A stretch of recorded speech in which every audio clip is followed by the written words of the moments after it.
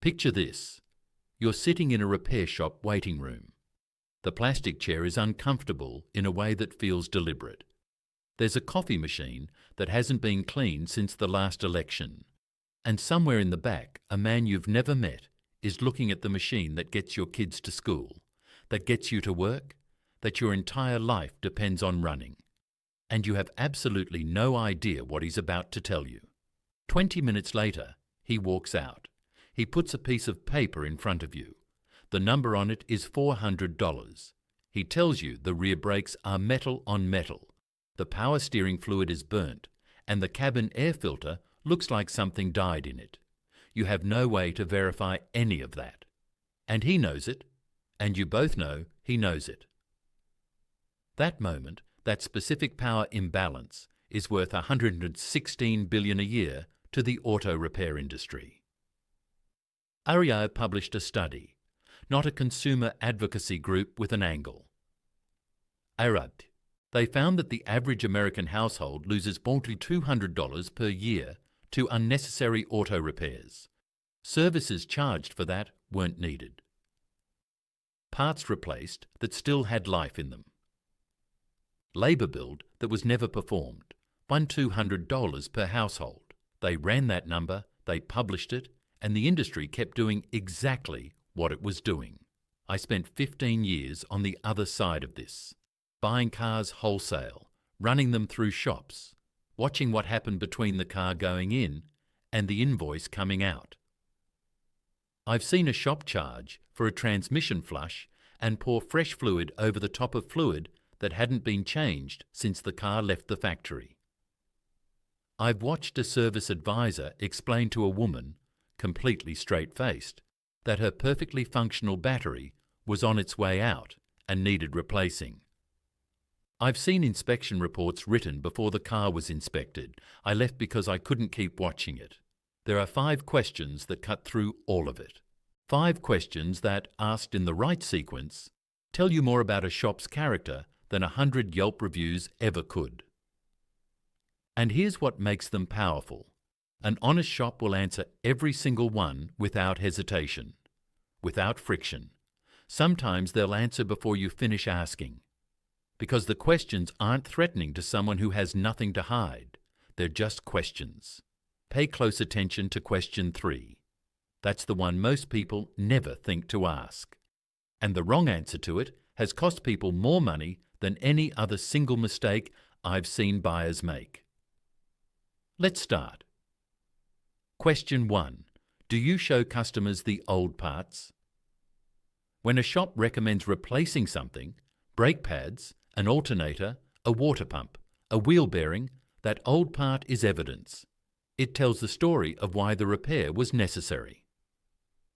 A worn brake pad looks a specific way. A failing water pump leaks in a specific place. The part is the proof. In many states, shops are legally required to return it to you upon request. But whether the law in your state requires it or not, asking this question the moment you drop off your car is one of the fastest diagnostic tools you have. Here's what the script sounds like at a dishonest shop. Oh, we already sent that back to the supplier. Or, it gets disposed of with the other shop waste. Or, they'll just look slightly inconvenienced, like you asked something mildly inappropriate. That inconvenience is data. That pause before the answer is data. An honest shop doesn't even blink. They put the old part in a bag, they set it on the counter, and they walk you through what they saw. The brake pad that's down to the metal. The belt that's cracking along the ribs. They want you to see it, because they want you to understand exactly what you paid for. That's what a craftsman does. They show their work. Ask it this way, before you sign anything. If you find something that needs replacing, I'd like to see the old part. Is that something you can do? You're not accusing anyone of anything. You're asking a reasonable question. The way they respond tells you whether you're in the right place. And if they say yes without any friction at all, that's a good sign. But stay for question 2, because even honest-sounding shops fail the next one. Question 2. Do you provide a written estimate before starting work? A verbal estimate is a conversation. A written estimate is a document. Those are not the same thing, and every shop that has ever handed you a bill larger than what they quoted you over the phone knows exactly why. In California, state law requires a written estimate on any repair over $50, and shops must get explicit authorization before exceeding that estimate by more than 10%. The FTC has published consumer guidance on repair estimates that applies across states. But forget the law for a moment. An honest shop gives you a written estimate because it protects both of you. It establishes expectations. It creates accountability. Shops that resist putting it in writing are shops where the bill has a habit of expanding in ways that are hard to argue with once the work is done. Here's what a real written estimate looks like. Not brake job, $350, line by line, front brake pads, part cost and part number, rear brake pads, part cost, rotor resurfacing, labour hours, brake fluid flush, labour and fluid cost. Each line is something you can check. RepairPal at repairpal.com lets you enter your specific repair and your zip code and get a fair price range from actual labour and parts data. If a shop is quoting $900 for something RepairPal puts between $380 and $520, that's a conversation worth having before anything gets touched. If a shop tells you they don't do written estimates, leave. Not after a discussion. Not after you explain why it matters. Just leave, because that one answer tells you everything about how a disagreement is going to go later. Now, question 3 is the one I mentioned at the top, the one most people skip. And I want to be clear about something before I get to it. This question has nothing to do with whether a shop is honest or dishonest. An honest shop can give you the wrong answer and genuinely not realize what it's costing you. Question 3. Have they worked on your specific make? Not just your type of car, your exact make. Hundreds of times? This is the specialization question, and here's why it matters in ways that most people don't understand. Every car is a platform. The same way a hospital has specialists and generalists, repair shops exist on a spectrum. A general shop can handle oil changes, brakes, tyres and standard maintenance on almost any vehicle competently. But the moment something is wrong, the moment a sensor is throwing a code or an electrical system is misbehaving or a module needs programming, a generalist and a specialist are working with completely different maps. Specialization pays in diagnostic time. A shop that has serviced 400 BMW 3 Series has seen the patterns. They know which codes on that platform are red herrings. They know which symptoms point to which failure modes before they run a single test. A generalist shop facing the same problem has to start from scratch, running down possibilities with a generic scan tool, and they charge you for every hour of that process. The tool issue is separate and worth understanding. Generic OBD readers pull generic fault codes. Factory scan tools read everything. Body control modules, transmission adaptive data, live sensor streams, manufacturer-specific fault trees. A shop without the factory tool for your make is working with an incomplete picture. They can still fix things, but they miss things too, and the things they miss tend to be expensive. How do you find a specialist? Search your make plus independent specialist plus your city. Look for shops that mention your brand in their name or in their listed services. Check whether they carry any manufacturer-endorsed independent certification. BMW, Mercedes, Subaru, and others have programs for this. When you read reviews, filter for owners of your specific vehicle. Took my Tacoma here is worth 10 times more than great service. Very professional.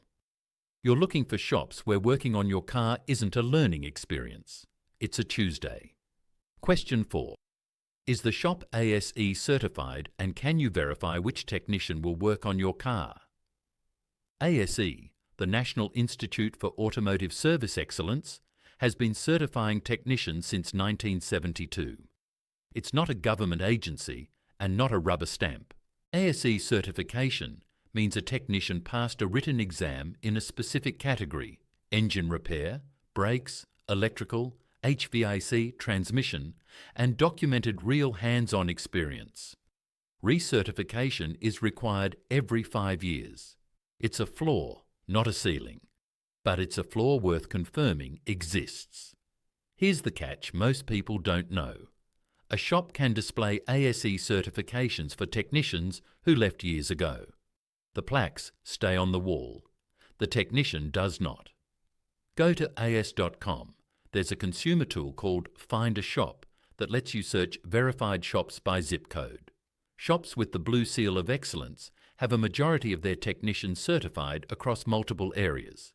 That's a meaningful signal.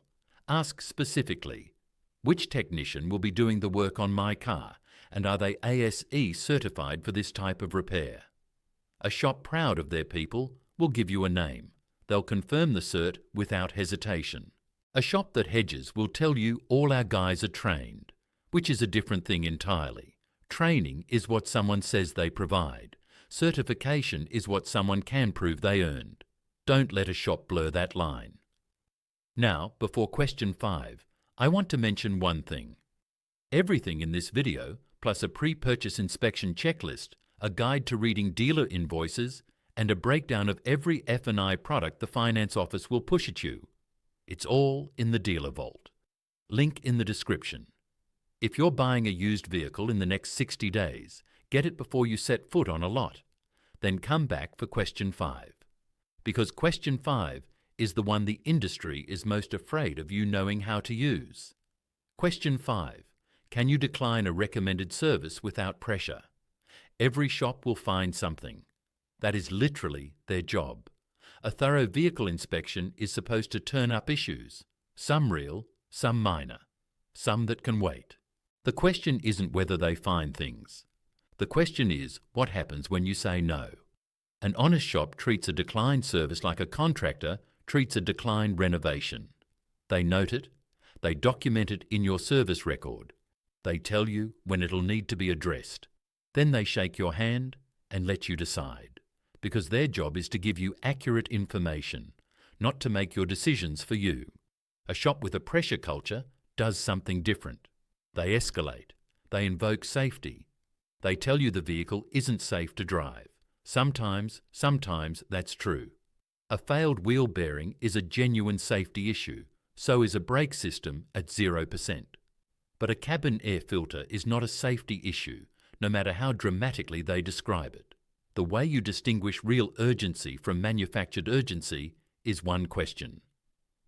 What exactly is failing, and what is the risk timeline if I wait 30 days? A real safety concern produces a specific, factual answer. Metal-to-metal contact. Hydraulic pressure loss. A pressure tactic produces more emotion and less data. Here's the thing about question 5 that makes it different from the other 4.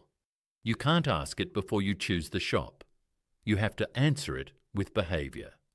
On your first visit, bring the car in for something small, an oil change, a tyre rotation.